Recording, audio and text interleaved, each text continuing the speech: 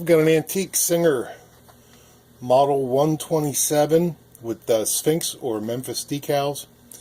Serial number is G7945887.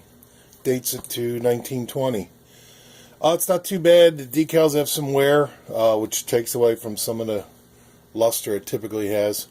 There's a boss or a hub below the balance wheel for adding a motor or a hand crank. It's a treadle machine, so it's set up in a treadle base. This base is for demonstration purposes only. It doesn't come with the machine. It's been serviced and is completely functional.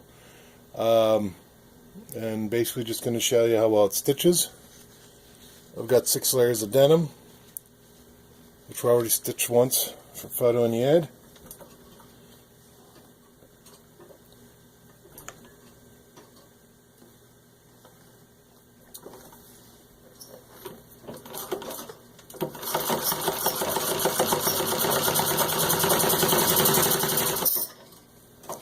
Now, running a full speed stitch too also lets you know that it is sewing well, that it doesn't skip any stitches or stuff like that, because at slower speeds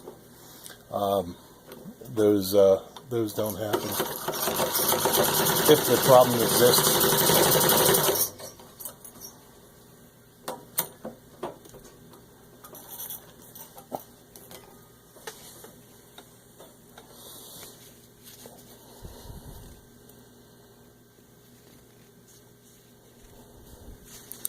So there you can see.